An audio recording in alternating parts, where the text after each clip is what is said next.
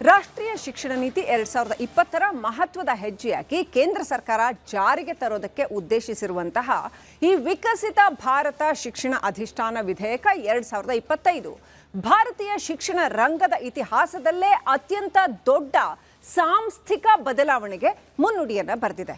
ಸ್ವತಂತ್ರ ಭಾರತದ ಇತಿಹಾಸದಲ್ಲಿ UGC, AICTE ಮತ್ತು NCTE ಈ ಸಂಸ್ಥೆಗಳನ್ನು ಸಂಪೂರ್ಣವಾಗಿ ರದ್ದುಗೊಳಿಸಿ ಇಡೀ ದೇಶದ ಉನ್ನತ ಶಿಕ್ಷಣ ವ್ಯವಸ್ಥೆಯನ್ನು ಒಂದೇ ಸೂರಿನಡಿ ತರುವಂತಹ ಈ ಒಂದು ಪ್ರಯತ್ನ ಒಂದು ಕಡೆ ತೀವ್ರ ಚರ್ಚೆಗೆ ಗ್ರಾಸವಾಗಿದ್ದರೆ, ಮತ್ತೊಂದು ಕಡೆ ಜಂಟಿ ಸಂಸದೀಯ ಸಮಿತಿ ಅಂದರೆ JPCಯ ಪ್ರಮುಖ ಬದಲಾವಣೆಗಳ ಶಿಫಾರಸನ್ನು ಏನು ಮಾಡಿದೆ ಅದನ್ನು ಕೂಡ ಜಾರಿಗೆ ತರಲಾಗುತ್ತೆ ಅನ್ನೋ ಮಾಹಿತಿ ಕೂಡ ಇದೆ.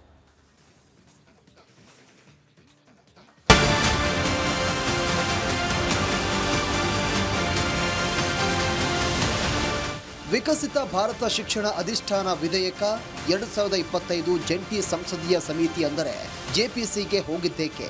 JPC ಅಂಗಳದಲ್ಲಿ ತೀವ್ರ ಚರ್ಚೆಗೆ ಗ್ರಾಸವಾಗಿದ್ದೇಕೆ ಅಂದರೆ ಅದಕ್ಕೆ ಹಲವು ಪ್ರಮುಖ ಕಾರಣಗಳಿವೆ. ಈ ಪೈಕಿ ಕೆಲ ರಾಜಕೀಯ ಕಾರಣಗಳು ಇವೆ.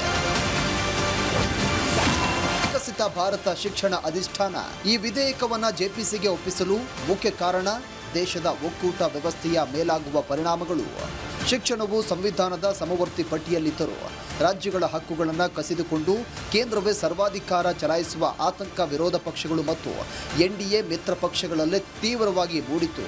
ಹೀಗೆ ವಿಧೇಯಕದ ಬಗ್ಗೆ ಆಕ್ಷೇಪ, ಪ್ರಶ್ನೆಗಳು ಹಾಗೂ ತೆಲುಗು ದೇಶಂ ಪಕ್ಷದಂತಹ NDA ಮಿತ್ರ ಪಕ್ಷಗಳಲ್ಲೇ ಮೂಡಿದ ಆತಂಕದ ಹಿನ್ನೆಲೆಯಲ್ಲಿ ವಿಕಸಿತ ಭಾರತ ಶಿಕ್ಷಣ ಅಧಿಷ್ಠಾನ ವಿಧೇಯಕವನ್ನು ಜಂಟಿ ಸಂಸದೀಯ ಸಮಿತಿಗೆ ಶಿಫಾರಸು ಮಾಡಲಾಯಿತು. ಪರಿಣಾಮ ಆಂಧ್ರ ಪ್ರದೇಶದ BJP ಸಂಸದೆ ದಗ್ಗುಬಾಟಿ ಪುರಂದೇಶ್ವರಿ ಅವರ ನೇತೃತ್ವದಲ್ಲಿ 31 ಸದಸ್ಯರ ಈ ಸಮಿತಿ ರಚನೆಯಾಯಿತು.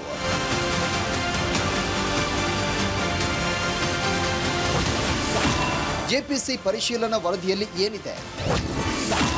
ವಿವಾದದ ವಿಚಾರಗಳಿಗೆ ಉತ್ತರ ಏನು?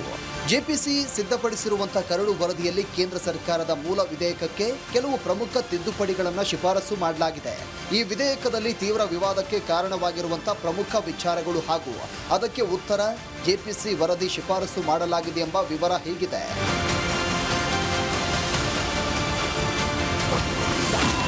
ವಿಕಸಿತ ಭಾರತ ಶಿಕ್ಷಣ ಅಧಿಷ್ಠಾನ ಶಿಕ್ಷಣವು ಸಂವಿಧಾನದ ಸಮವರ್ತಿ ಪಟ್ಟಿಯಲ್ಲಿದೆ. ಅಂದರೆ ಕೇಂದ್ರ ಮತ್ತು ರಾಜ್ಯ ಎರಡಕ್ಕೂ ಶಿಕ್ಷಣದ ವಿಚಾರದಲ್ಲಿ ಹಕ್ಕಿದೆ.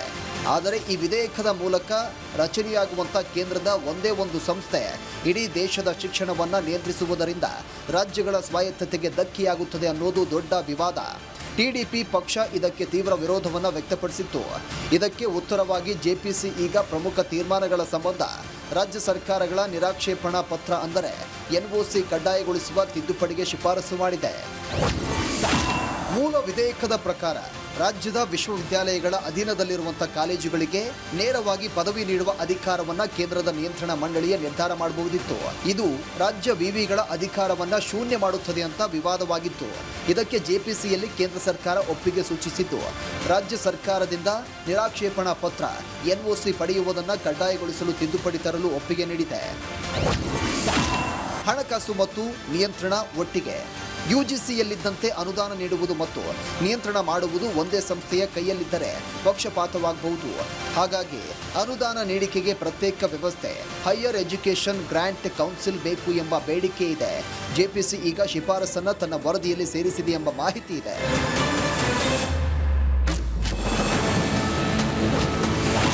ವಿಧೇಯಕದಲ್ಲಿ ಮತ್ತು ಅದರ ಮಂಡಳಿಗಳ ಹೆಸರುಗಳಲ್ಲಿ 50ಕ್ಕೂ ಹೆಚ್ಚು ಬಾರಿ ಹಿಂದಿ ಪದಗಳನ್ನು, ಉದಾಹರಣೆಗೆ ಶಿಕ್ಷಣ ಅಧಿಷ್ಠಾನ, ಗುಣವತ್ತಾ ಪರಿಷತ್ ಬಳಸಿರುವುದಕ್ಕೆ JPCಯಲ್ಲಿ ದಕ್ಷಿಣ ಭಾರತದ ಸಂಸದರು ತೀವ್ರ ವಿರೋಧವನ್ನು ವ್ಯಕ್ತಪಡಿಸಿದ್ದಾರೆ.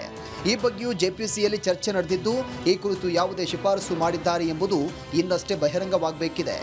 JPC ವರದಿಯನ್ನು ಅಧಿಕೃತವಾಗಿ ಅಂಗೀಕರಿಸಿ ಸಂಸತ್ನಲ್ಲಿ ಮಂಡಿಸಿದ ನಂತರವಷ್ಟೇ ಯಾವೆಲ್ಲ ತಿದ್ದುಪಡಿಗಳು ಅಂತಿಮ ರೂಪ ಪಡೆದುಕೊಂಡಿವೆ ಅನ್ನೋದು ಸ್ಪಷ್ಟವಾಗಲಿದೆ.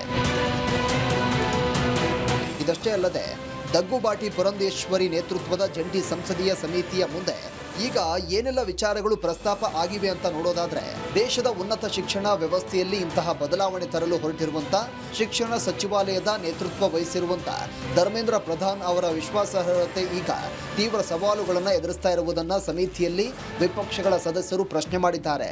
ಕಾರಣ ದೇಶಾದ್ಯಂತ ನೀಟ್ ಮತ್ತು ಯುಜಿಸಿ ನೆಟ್ ಪರೀಕ್ಷೆಯಲ್ಲಿ ನಡೆದಿರುವಂಥ ಸರಣಿ ಅಕ್ರಮಗಳು, ಪ್ರಶ್ನೆ ಪತ್ರಿಕೆ ಸೋರಿಕೆ ಹಗರಣಗಳು ಧರ್ಮೇಂದ್ರ ಪ್ರಧಾನ್ ಅವರನ್ನು ರಾಜಕೀಯವಾಗಿ ಇಕ್ಕಟ್ಟಿಗೆ ಸಿಲುಕಿಸಿವೆ. ದೇಶದ ಅತಿದೊಡ್ಡ ಸ್ಪರ್ಧಾತ್ಮಕ ಪರೀಕ್ಷೆಗಳನ್ನೇ ಪಾರದರ್ಶಕವಾಗಿ ನಡೆಸಲು ವಿಫಲವಾಗಿರುವಂಥ ಸಚಿವಾಲಯ ಇಡೀ ದೇಶದ ಉನ್ನತ ಶಿಕ್ಷಣವನ್ನು ಒಂದೇ ಸಂಸ್ಥೆಯಡಿ ತಂದು ನಿಯಂತ್ರಿಸಲು ಹೇಗೆ ಸಾಧ್ಯ ಎಂಬ ನೈತಿಕ ಪ್ರಶ್ನೆಯನ್ನ ವಿರೋಧ ಪಕ್ಷಗಳು ಜೆಪಿಸಿ ಅಂಗಳದಲ್ಲಿ ಬಲವಾಗಿ ಮಂಡಿಸಿವೆ.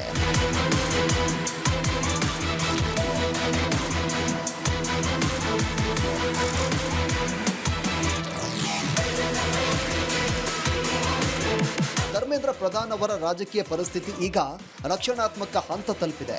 ಒಂದು ಕಡೆ ಪರೀಕ್ಷಾ ಅಕ್ರಮಗಳ ತನಿಖೆಯ ಬಿಸಿ, ಸುಪ್ರೀಂ ಕೋರ್ಟ್ ತರಾಟೆ ಮತ್ತು ಸಾರ್ವಜನಿಕ ಆಕ್ರೋಶದ ನಡುವೆ ಅವರು ಇಲಾಖೆಯನ್ನ ಮುನ್ನಡೆಸುತ್ತಿದ್ದಾರೆ.